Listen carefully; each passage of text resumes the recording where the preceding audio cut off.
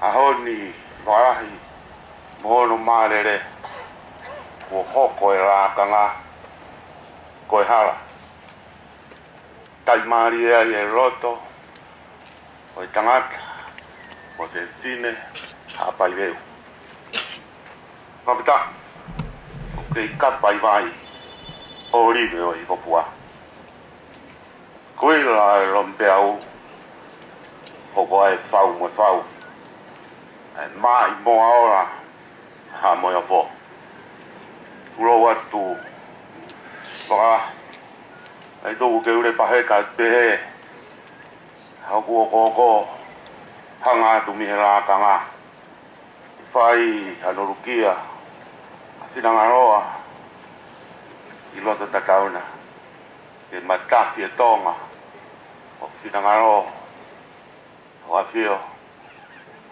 ha ere abu fai a hono da tara o maga pa manat mono pa bonuka o i pine o ha a hanga foa i ma mo ia o kakai ma anga mo ia lo tu a fodua tu yo seri e vereva pa wa a tawa ah.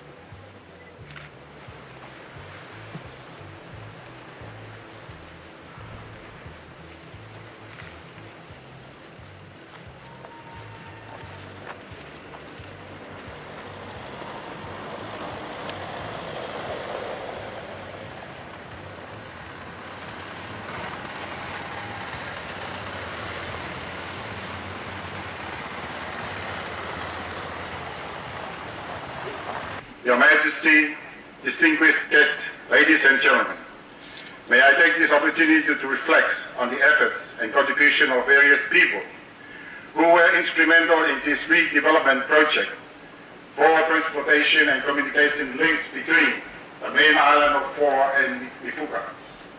It is product program, it is government responsibilities and interest to commit and invest in connecting or rehabilitating road maintenance and transportation links in this country. Linking of surrounding islands are of prime importance to the economic and social development of the residents in those islands. Rehabilitation of this causeway would not only provide better access to school and health services for the district of Foa residents, which is readily available in the island of Mifuka, but it will also provide as an alternative evacuation and access route in case of natural disasters. The rehabilitation of Foa Causeway has now become a reality today, thanks to the economic cooperation offered by the government of the Republic of Germany. Donald's government and Hawaii Development Committee joins the District of Foa Islands in acknowledging the generous assistance of the government and peoples of Germany for allowing this long-awaited redevelopment projects to go forward. I'm also happy to recognize the great work undertaken here by the contracting construction company, the China Civil Engineering Construction Corporation. To the CCECC project team and management, thank you for your professionalism and expertise shared on this project. We can enjoy a safer, resilient and sustainable connection route with Hawaii, with Panay and the island of Mifuka.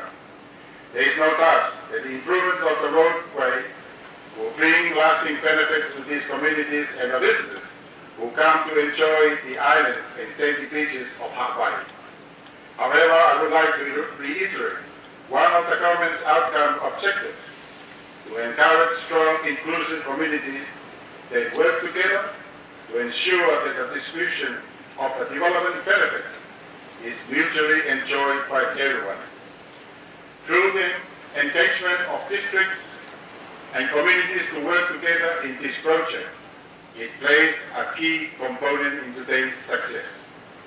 Thanks to the leadership of the Governor of Hawaii and the Hawaii Development Committee in taking the initiative to bring attention to this eminent factor for the social and economic development of the Foa Island.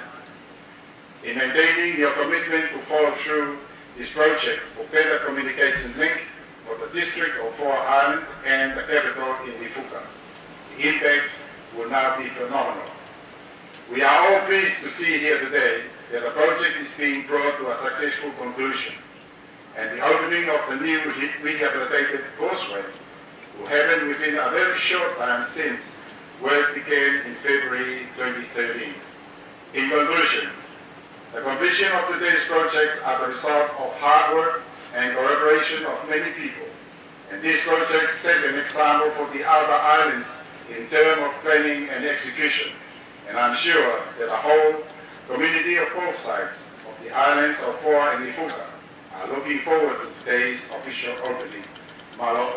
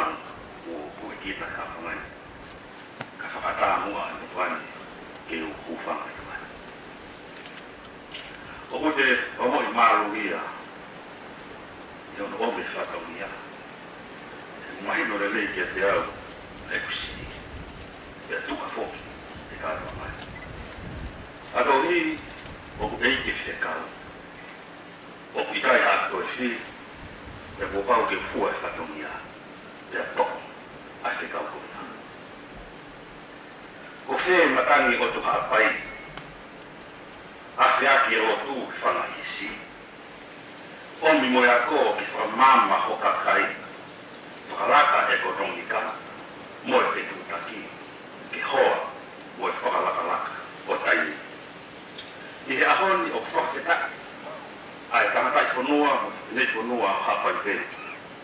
Ai whanua o e tui hapa. Ko hona uhinga, e bui whanga I si, a I e maa e ai komi ai hau o whanua. Ke awhia mai peki ono kakai.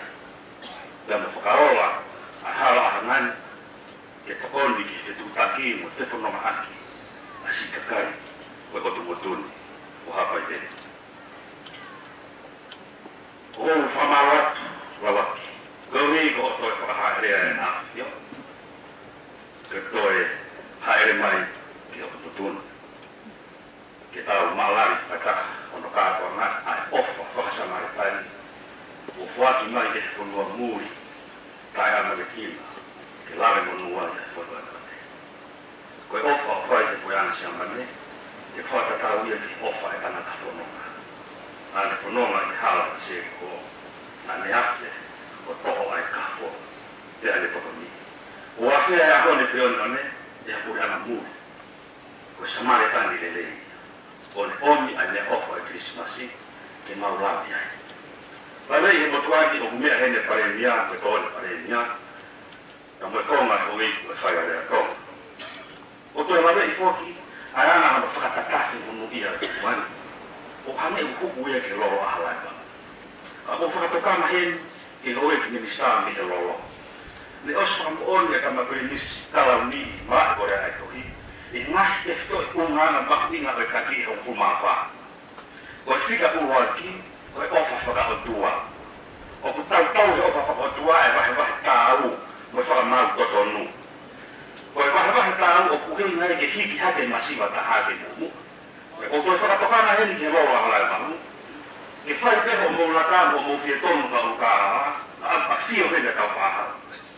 E ka hou haua tau whahau, ko ho mō kosi. Ka hoi a ko whakatokana atu te mō tole. Mō tokana mai ke nea, o ko atu. Ka ko whakatokana hene ke toi pare nia. E ke whanongo le lei ke tainu kuatra e mau fie mahu. Oso hanua, e motoani ka masea pare ea, e mau tōtia ki hoko. O e fōsoa wahe li fuka, lere me kama tofua ke wafu ko tau whaahau. O so haru watoi hei bin sa whunua. O roa ko whakatawanga atu ka palasi ka tau atu puru, o kutuku ia I rotu fōsoa ko eni. E o whemau ia ke ngā, e o whemau e tamatu I ki awhio pe ia me palasi tau atu puru, o ne awhio atu ke whanga I si. E kwa whaitu ia na hifo, ke whakaheka e tau kahi, ke ne whakanofo pa konua ko eni. Oia ko whakatawanga atu, e ko whakatawanga atu ke whia e maa ki whakamaria ko eni. Na mea mea ti api tu ke rea no ke kalan. Oi te ke kau heni koe babao koe. Tuko hapa yo ke papana pēti ke papapēti ki rei. E ko mō whakoni a ke papau ki tau. E whapapau, na whakapotopoto ke tau mērinu. E ki tu umaka tau, tui hakai, o nari kuomi. Whamarare ki te prasta mane, I ngā ora ko whakako, hane ko mene wawe ke ane nai. E loaki. Kua mau ha Christmas lele. E kua lava kai hawa ko ni. Kua mua te wata ti lau siwa ko ni. Me hewa tu hapai. Tau hiki wāre ku matai. O whalala e o tu hapai. Na tawa arofu kiota aspasi. Te a hopo tu whakamela. Te a hopo tu whakamani. Whaka I wika. Mohona wha. Ke tōku hota. Aki tangata. Aberata mohona wha. Na e riu kawa ai, whakataua, whakarangira. A tau whakata, tau matonga wane te au. I awa whakawhare ki tupou, tūho waki haamao, ki e wāhanga. Ko e haamu mofo ko ia, ko tai maari e fōre ka whanai. I hene roto whakatoa pila, te ia rau, opa whanua mo bisoni. Ka ne tanga o mumoiranga, ai konga hana papai, whakatare. E ki ngasi e hana kakai. O mau whakatai ai, mo toko pala ke pote a fura, a lani mamaa, mo lani maria amlofo. Te alau ia ko mau whakala tau e vai. Ke uwaki ni maru, e mo umaro hau, te a ke ta ofi ai whakaharao ai whai hala, tae whai totonu, tae whai mau totonu, ke whakataka me whanani ki hui ka rata ke mau hau, a tu hapai. E loaki, E te watu e Christmas si. O e mau watu ia. Mamano. E te watu e Christmas ko e o e mau watu ia ki toko mai e tamasi o merino. O e ngan keresi o tāpua ke a Fiona moho whare. E tuku ho waki ai pēho o pure i tonga. Ka ke toka mai a koi kua ki ho whare o lau kuonga. Te kariwake a Fiona te tonga lah. Tawangi ke te i whakamaru e mapi. Ka hei kai tau matuku e pofa atu. Ko haku whakauia te maruki hau. Ko haku katara aia whakatautau. Na e te teki ai e kasi waki anga. Kia tuku ki tahi mo lolo ke a. Ke whakawhi ao te lomi te au. Ke whakaau a disone o e ririu. E koe maru anga ia. O e whare o tupu. O kou tāna monu atu, i e pare mea, koe kapineti, sea pare area. O eiki, kai aha pai veu, ofa ke mo maunga Christmas fiftia. Ofa ke tau maringi mai, ofa e o tua, ke te tāpua ki aha pai. Ke tau lava hu atu, i a tāfu ou, o monu ia, te whonu te hiri, ke tau ngāwe e whonu ai. Ke kei tū mau e pehe kore ana, o kukana roko ake wahe wahe tāu, ke a mo whara mau katono. Tua ofa, e kia.